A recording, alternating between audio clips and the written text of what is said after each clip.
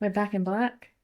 Back in black. I thought I'd try some colour for a couple of sessions. And now I'm back to what I know and do best. It's our vibe. I just can't help it. I gravitate It's to it. classic. It is classic, timeless, if you will. I feel like we've got a sense of a bit of nostalgic language coming through. Timeless, if you will. Yeah, sometimes. Sometimes. Depends on what books I've been reading. Port. Exactly. Exactly. Oh my goodness, what a day. And I love the winter vibes. Winter recording brings cozy jackets It does. and soon to be blankets. Mm. Can't wait. Welcome to the Bear Collective podcast with Jasy and Larissa. Yes, it's good to Welcome in. hear from you all again. I nearly said see you all again, and I was like, I can't see you. We can Wouldn't that be see, we fun? can see who watches and engages with our stories and things like that. So I can That's true. partly see you. Yeah, we have a clue. And then there's some sneaky watchers, which we don't mind you. You're all welcome. We know some of who you are. But you're all welcome. Yes, yes. And we're going to talk today about a topic that we have in common, but also experience from very different times in our life, which brings a different lens. And that is addiction. Something none of us, I think, escape, whether it's like someone in our family or ourselves in some way, or a partner, whoever it might be. And ours is around alcohol in particular, that we're talking to. Both of us having fathers who are alcoholics. Yes. Not that I know mine would not agree to that term. Neither would mine. Yeah. Yes. Yes. Even though I did one day do a questionnaire with him, it's called like the Audit or AUDIT, and you can just get it off the WHO website, like the World Health Organization. And yeah, he actually agreed to do that with me, and it highlighted that his drinking was above the dependence level and was more at the addiction level, and still wouldn't he still wouldn't believe it. No, because I guess it's what gets normalized from his upbringing. The same with what my dad experienced in a time when his parents were alive and around. It was also wartime. So a lot of camaraderie happened at places like pubs. Yes. And especially in country towns where my dad was from, that was kind of the normal.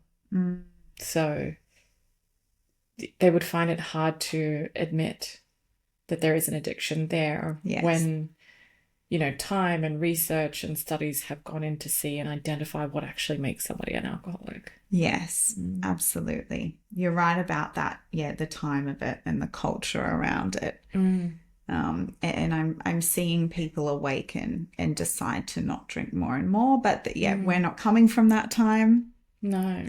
Or our parents weren't coming from that time, and their parents, because I know for me, like, it is in one particular side of my family. On both sides there is addiction, and my hubby is the same.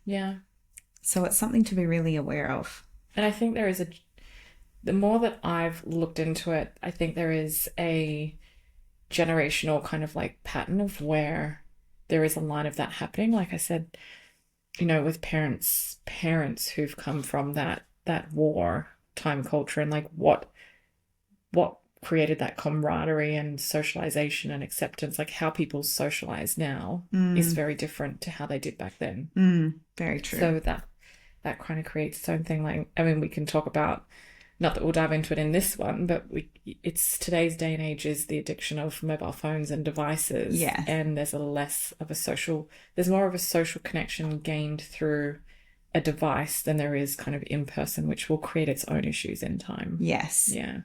Absolutely. But the many lenses of addiction. Yeah, but for us specifically, when we're diving into alcohol, I think what we've come to know about each other is we experienced it at very different times. So I'm curious also with this conversation where the overlaps are and where the differences are because of that experience. So for me, it wasn't necessarily identified or labeled as an alcoholic, I think, until I was in double digits. I don't know, 10, 11, 12, somewhere around there. But I had the experience of that at home. Literally, that's all I knew of my dad. From my level of consciousness at like around 5, where I kind of came to and realized that sometimes he seemed a little bit off. Not necessarily that I knew it was alcohol at that age, but that sometimes he'd be a bit weird, you know? And then, but you could also smell, you know, the alcohol, and you could also see the person drinking and, you know, what happens. So it's not necessarily that you've got the language around that time, but that you can see and experience what they're doing. That something's different. Yeah. Yeah. And my parents didn't separate until I was around 20, 21. So it was like, what I feel of that, my entire upbringing, my entire kind of formative years were completely surrounded by that addiction. Yeah. Your home life. Yeah. Before you became an adult. Yeah. Yeah. And for you, it was different. Yeah, it was almost the opposite. My dad didn't start drinking heavily. He partied. Do not get me wrong, bit of a party boy. But he did not drink heavily on a nightly basis until I had actually left home. So in my 20s. And then after a breakup, I moved back home for a time, and that's when I really, really noticed it. Because he would leave the house late to go and drink with someone who also has a drinking problem. So it was like that enabler, and he would leave the house at crazy hours and drive back like at crazy hours, definitely under the influence, or stay there, and I'd kind of wake up and he still wouldn't home, and I'd be like, oh, at it again. So yeah, it definitely hit me later in life. However, his mother, it was very talked about in the family that she had a drinking problem my whole life and his whole life. So he has like stories about, dinner sometimes being green beans and ice cream because she was drunk and that's what she fed them. And like he would often say things like, oh, you don't answer the phone after this time of day. And it's so interesting now to reflect, and I'm setting those same boundaries to him, and he's got no concept that it's the same. Yeah. He can't see it within himself. Yeah. So interesting you said that. What came up for me just then was that I remember, having a father like that for me, and it creates a lot of emotional instability with knowing where their mood is going to be at, whether they're going to be happy or explosive. And so after I'd left the home, in order to maintain a relationship, a lesson that I had to learn was around the boundaries. And essentially, in order to keep peace and to keep some sort of relationship, I would make those phone calls to check in very early in the morning. Right. Because I knew the drinking wasn't there. Yes. At that time. So when I was in corporate, I had to go get my boss a coffee and duck out for that 5-10 minutes. That's when I'd call him. And because I'd have a reason to cut off the call. Yeah. Just popped out of work, running an errand, grabbing a coffee, doing this, just checking in. And that became a safe version of connection that maintained the relationship, where I wouldn't get the explosive calls or the alcoholic, emotional calls, whatever he was going through late at night, or the abuse. Yeah, because we all know, yes, that people drinking can get quite abusive or irrational or irritable. Yeah. Even. I'm curious for you, given that you experienced it a bit later, did that have any impact on relationships or kind of like dating or make decisions for you?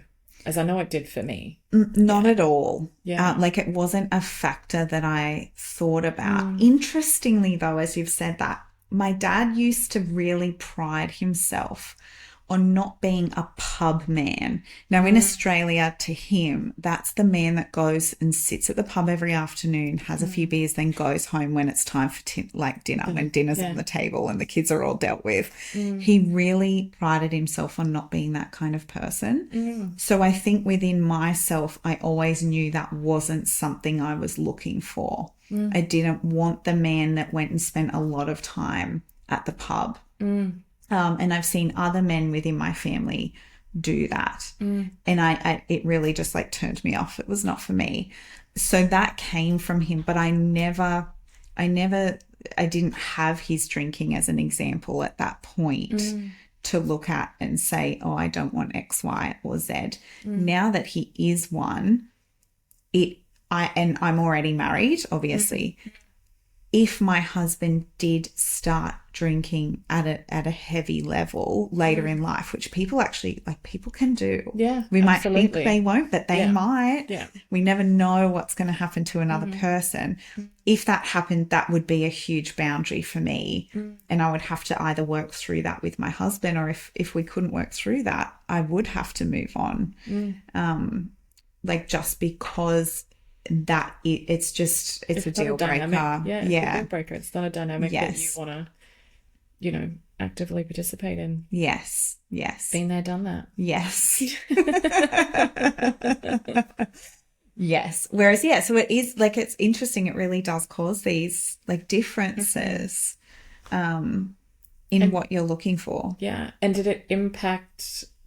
usually in Australia, the legal drinking age is 18. So for you, did it impact you going out and your perception of alcohol? No, I was just kind of thinking this in the background. I wouldn't say I had a completely unhealthy dynamic with alcohol. I was very age appropriate, or what I would say is age appropriate. However, I've realized and knew this as a young person, but ignored it, that alcohol and I don't react well together. And I do believe that's something within the genetic makeup that has come from my family line, particularly my dad's family line. And it's something that I wish I had been more considerate of at that age, because it reacts with me. I black out if I have too much or drink too fast. I do tend to get into that space where I'm drinking, and I don't drink a lot anymore. I really haven't drunk barely at all since just before I fell pregnant, about almost over a year and a half ago now. And so I really it does get me to that point of excitement where I will just be able to keep drinking. So I know within myself that genetically there is an addictive gene in there that I've got to be mindful of. That's where it's but I definitely didn't hold off in my 20s, and I didn't listen to that in my body in that way in my 20s, or even, at 18 or 17. I probably started going out at 17, to be honest. So it didn't hinder me from doing that, no. Whereas for you, it did it. Yeah. I mean, because I grew up with it, I saw the firsthand direct impacts on the relationship with my mum, but also how I experienced the person. So I went out and I love to dance. So I would go out to the clubs with my friends, but I became designated driver pretty quick. Or I became excluded because I didn't drink, and people didn't want me to remember how they acted when they were drunk. Oh my goodness. When I just wanted to go out and dance. I would have wanted you on my team to tell me what I'd done when I blacked out. I would have been like, we danced a bit and then whatever. Yes. But yes. I just wanted to dance until 3, 5 a.m. in the morning and then come home. But yeah, it definitely did play a big impact, and it affected me, socially with people, because they couldn't understand, I think, in Australian culture where it has and was and is a big drinking culture. that they couldn't understand or relate why I didn't. And it was very rare to be around somebody who didn't drink. I, to this day, have never been drunk in my life. Not Ever. once, ever. And guys, how many of you are there? This is alien to me. yeah. Wow. But that's it. And that is more judged than it is accepted, see like as a that. person, you know, just for having that difference. I think it was something that I felt a lot of shame around and would make kind of excuses for, because I didn't want to say, you know, well, my dad's an alcoholic, and that actually really impacted me and I saw it go a bad way. And I think intuitively I knew as well that that runs as a pattern or a gene in your family. Yes. Like you can take on, everybody is susceptible to an addiction of some sort or form. Yes. And that's an unhealthy one that I knew that if I start that, would I be able to stop that as well? So it's not that I haven't had a drink. My first drink in the club was a Long Island iced tea. Oh, that's a solid one. And nothing, well, you know, we say nothing happened, but yes, it was just like, I just felt so average after it as well. I think also my body was in a protection, and it kind of like repelled it because it knew how I felt about it, and then it kind of gave me the ick. So what did that do for you when you think about entering a relationship and partners? I just had two flashes then. You had some flashes? Yes, leading on from the conversations some episodes that we've been recording, there were 2 relationships where I've dated alcoholics. You're right. Yeah, we did talk about this, didn't we? Being the fixer and wanting to be the rescuer, and them not wanting it for themselves and them acknowledging it within themselves. And like, I think for them feeling like if they were around someone like myself who was very strong in not drinking, that would help them. Right. So they were like leveraging me. Out. Yeah. So they were leveraging me in some way. And, you know, there was a part of me, obviously, that didn't want my dad to drink and wanted to have a better, like a more connected relationship with my dad, which alcohol at the level that he had it, the addiction that he had it didn't provide that. So it's just that cyclical thing or that experience, I think, in your life where something's happened from your childhood that reemerges in your life for you to meet yourself. Yes. And to have that experience and see kind of how you go and what evolves. To me, I feel like it's like the universe testing you almost. And it's like, let's see what she does with it this time. Yeah. Let's see if she learnt from that last time. Yeah. And the first time I clearly didn't learn that they needed to bring around a second. And yeah, so for me, I made it clear, again, I can remember another relationship that I went into where I just said, you know, I'm not a drinker. And they said, I am. And I said, that's fine. Like, that's fine. Those are your choices. Yes. Just the same as I have that choice. And again, they kind of went down the path of saying, well, I don't want to drink. And I said, well, that's your decision. I don't want this relationship to potentially ever come to an end where you resent or blame me thinking that I made you make that choice. Because you have to own that choice if it's yours. That's got nothing to do with me. I'm not stopping you from drinking. That's, you know, on you. Yeah. And what happened? The relationship ended and they blamed me for... Of course. You know... But you gave them the opportunity. Yes. And I think that was really cool of myself and really self-aware to say that up front and to call out that kind of potential, you know, resentment or that throwback that someone will have at you for, you know, just having like your own choice and how they feel about it. Because clearly he didn't feel, you know, comfortable with that fact. Yes. Yeah. Gosh, and there's probably so many people out here, I'm just thinking now, who like they've entered relationships, they're in a relationship, maybe they're even married and way down the track of that. And their partner, now they're unhappy with how much their partner drinks, even though their partner always drank that much. And now they want it to change. Yeah. And now they're seeing it through a different lens. Yes. Well, I find that interesting because what I learnt from conversations with my mum, like in her time, in her era, they got married when they were 20, 21, which again is still in that, 18 is legal age, 2021 or 21 is legal age in like America and other places. So it's still like in that party phase.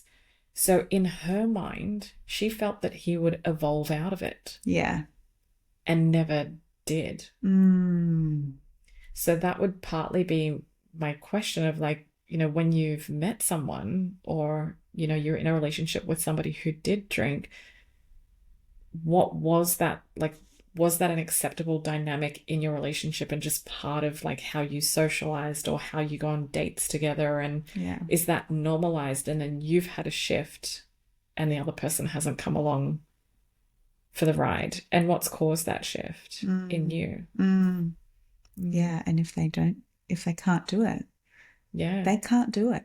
Yeah. And what does that mean for you? Like it does mean you cannot change somebody who doesn't want to change. They have to see it for themselves and they have to want it for themselves. That's the only way. And again, it comes down to the question of if they do not change,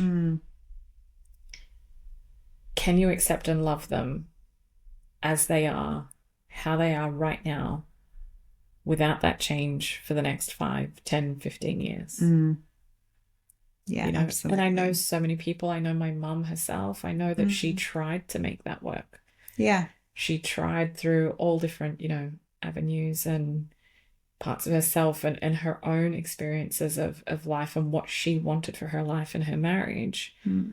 I know that she really tried to make things work. And there was a part of my dad, I remember having conversations where he was completely drunk. And they say that, when you're intoxicated, that you lose your inhibitions and your truth comes out. And there were times where he sat and I didn't realize how much he had drank.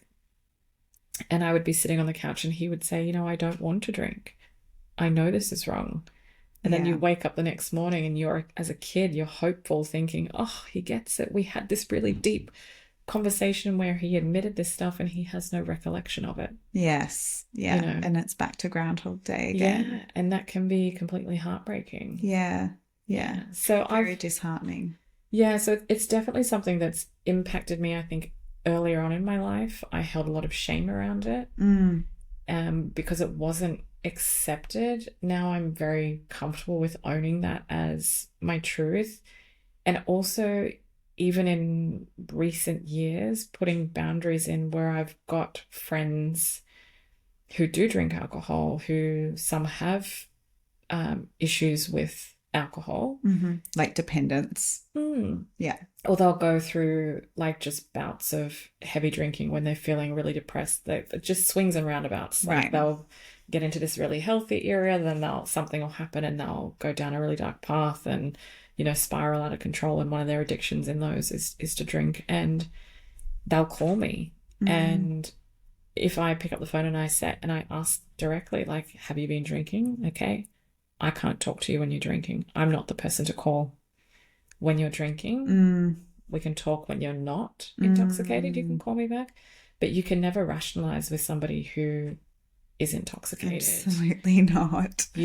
That is never the time to have the conversation. So if they call, and again, I don't chase that conversation, to be honest with you, anymore. Like, as much as I have a heart for people and humans, you have to also know where your own boundaries and capacity is at, because it is a trigger for me. It is a trauma that I experience. It does come with things. It does come with those experiences. And I think my lens is slightly colored because of that experience.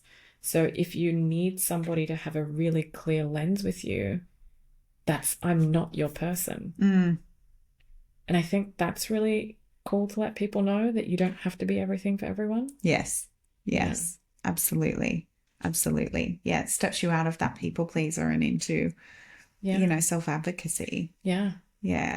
And so going into a relationship now, I'm guessing what your criteria does not involve someone who drinks or is addicted to alcohol or has a Yeah. dependence on alcohol. Yeah, look, I mean, I will have a drink at a wedding, but I don't need to get drunk. And I would want to meet somebody who's that in that space.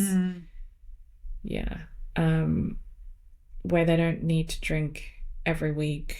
You know, they can go have a drink with friends here and there, but they might sleep in a different bedroom because, or have to clean their teeth twice and have a Clean shower, your teeth. have two showers or Yes. whatnot. Because the smell for someone who's Oh. experienced that, you know, your sensory experiences to your wounds or things that have, you know, traumatized you are very triggering. Oh, Like, yes. And smell in particular is one of the most that we remember, that we yeah, attach to emotions and remember the most clearly. And I even know, like, hugging my dad now, I find myself going to smell his breath. And if he's been drinking, like, the first thing I will say to him is, like, you've been drinking. yeah, It's just an immediate response within me of, like, A, being hypervigilant about it, yeah, and B, calling it out because yeah. it makes me so frustrated. Yeah. And I even just witnessed that then in your mouth and the way that you were speaking, the way that your lips on the end of your mouth. And I think that's, again, really cool to observe because you have to stand in your truth, whatever it is. And by listening to your body, it's exactly that, feeling that experience of, do I get the ick? I know if I were to lay in bed next to my partner and they've been drinking, and this has happened, if I smell alcohol on them, I don't want to be cuddled by them. I don't want to be touched by them. I'm so repelled in that moment. Yeah, there's a lack of safety in that for someone who's Correct. grown up with an Correct. alcoholic parent. Correct. Yeah. So listen to your body signals. You know, if you're shriveling up, if you're getting the ick, if you're going like dry, if you're getting gritty teeth, if you're feeling frustrated, if your fists are clenching, if your, you know, shoulders are coming arching up into your neck, like these are all signs that your body, like, to listen to your body. Your body is repelling that. It's a signal.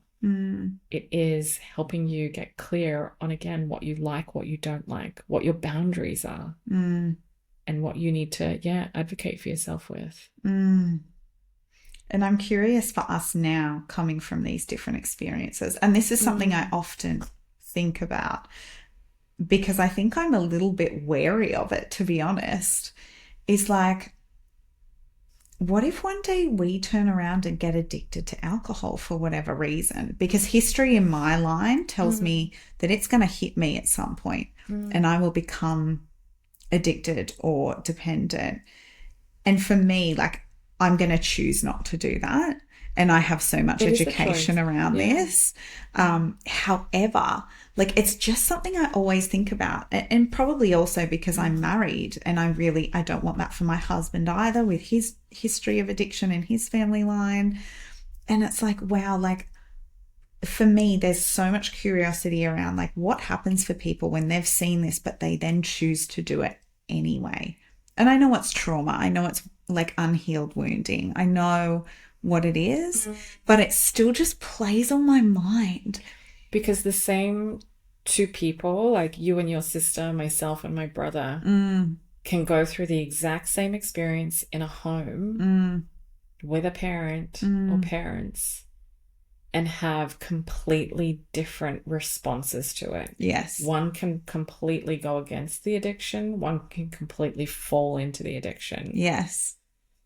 And I think we were kind of having this conversation, or a little bit of a, like, what came first, the chicken or the egg? When at first, you know, culturally it's potentially very accepted where you are, that, you know, you go out and drink at the legal age of 18 and that's kind of like the social thing you do.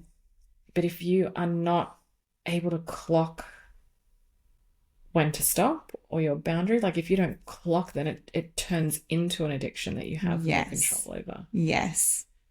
Yes, so true.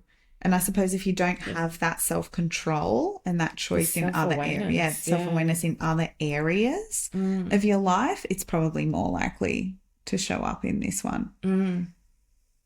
Yeah. We're both looking at each other just like, ugh. Yeah. Ugh.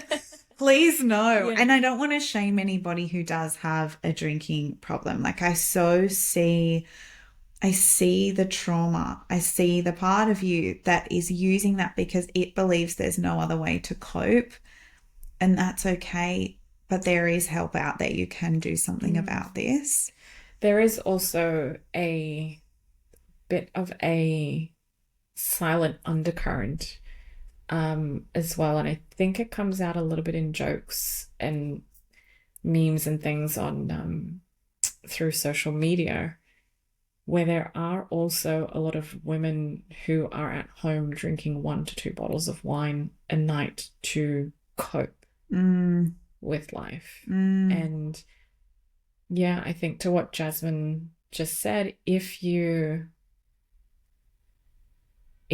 aware and can see this in yourself, there is an opportunity, whatever situation you are in, there is a way out, there is a pathway out.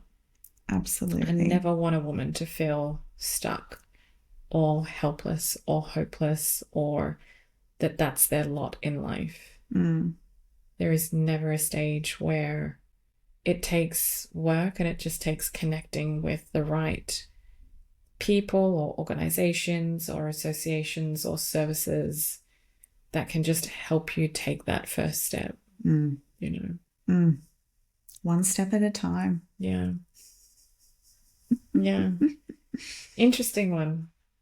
Yeah, so interesting to see like the effects of it, like within ourselves, but also within our relationship. Yeah. And dynamics. I think one last aspect that I'm curious about for you, because you've got the parent, which you can see, you're in the relationship where it's on both sides that you've got to be mindful of, and you've just had a child, but you're in the, for me, I know it's a choice of being a cycle breaker, a generational cycle breaker in that. Yes. It doesn't mean that my children would be not susceptible to that, but it's how I role model, I guess. Absolutely. Is that kind of your thinking around it? Hugely. And I got my child's birth chart read by the astrologer that I also see for myself. And the addiction came up in his chart as well. Like, so it's in my chart, my husband's chart, his chart, if that's something that you believe in, and I really do. And so I know it's something I need to be really wary of with my son. And my husband and I have had talks around letting him see us drink. I will not get drunk around my child. That is a huge no-go. At the moment, if I enjoy anything, it's 1 or 2 cocktails or 1/2 of a glass of wine, because I always end up pouring the rest into my husband's glass. I actually haven't been able to find the taste for it post-pregnancy and breastfeeding, which is a good thing. That's how I started my journey with alcohol. I didn't like the taste for a very, very long time. I had to force it. Oh, that's interesting. Yeah, and I forced it in my like late teens and early 20s, and I get rosacea, which so like my face actually goes red when I drink. Like I take antihistamines when I drink. So I'm telling you, my body repels this stuff. Yeah. Never mind all the that it crosses the blood brain barrier, which to me is just horrendous. So, but if there's so much to this. Yeah, if you were forcing yourself. Was that through like a peer pressure? Was that an acceptability? Was that I liked the feeling of being drunk sometimes, like especially when I was out dancing. Yeah, it took away those inhibitions. And yes, everybody was doing it, and I always had great stories afterwards. That like there was a lot there that I know a lot of people go through in their late teens as they're experimenting with it, and absolutely, as that culture's kind of opened up to them. So I know with my son, I don't want to be seen. Like at the moment, we're not wanting him to see us drink alcohol. I'm not sure if that will always be the case, but I will absolutely be educating him on this. And that is, I was never sat down and educated on this topic at all. I think my first understanding of addiction, other than like my dad talking about how annoying his mother was only in my psychology degree, my undergraduate psychology degree, where we actually did a course on addiction. And that was the first time I learnt about it in depth and saw, you know, the impacts to the self. So, and that wasn't even, it was more science-based than what I actually now know in terms of, you know, your soul and what it does for your soul. But I don't want him to see us drink currently. I don't want my husband around him drunk. And these are just the current rules that I have, and they're very black and white. So at the moment, like, my husband still like enjoys a beer or a wine now and then, and he will do that when our bub has gone to bed. And that's the only way I'm okay with it. No, but I mean, but that's the healthy thing, is that you're having active conversations about it. Yes. And you know that it's an active education, an active conversation, and that these things will evolve and change as your son grows up. And goes through different life stages. As you as a married couple will go through different life stages. And you've also got a clear boundary of, you know, if it turns into full-blown addiction, that, you know, you're very clear about where you stand. Yes, absolutely. And it doesn't mean that you don't love the person, but No. Again, it's just a part of them that if they're not willing to work at, and this goes for any part of them that isn't okay with you and they're not willing to work at, and you don't see consistent change or results from them going off and deciding to do their own work, not you forcing it. If I don't see that, that's a deal breaker for me, no matter what it is. But this one in particular will be on my radar, given what I've experienced with my dad. And he's been in and out of mental health, like private mental health institutions for the last 10 years. Partially because of his drinking, partially because of trauma and his resulting mental health. But every time that he goes in there, he has to go clean and not drink. And he comes out incredible. Like, he comes out like the dad I remembered before all of this kind of started, and he had his first psychotic episode. So for me, I see the huge difference that alcohol in particular makes. So it's I'm just hyper aware to it, as you are, from watching it in your family home and being hyper vigilant about that and your dad's mood every day. And we all have those things. It's just how you navigate that. And it's okay to have rules. It's okay to have deal breakers. It's okay to walk away. Again, remember, this is your life, and the choices that you make, you've got to be aware of, am I okay with it? Especially when it comes to relationships, because that's a bigger commitment than a house.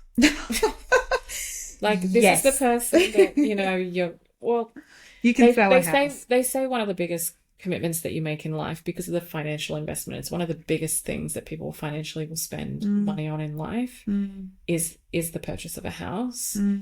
So when you're choosing a partner, when you're in a relationship, even if you are married, it is okay to make a different choice. If somebody's not willing to do the work and it's a deal breaker for you. Absolutely.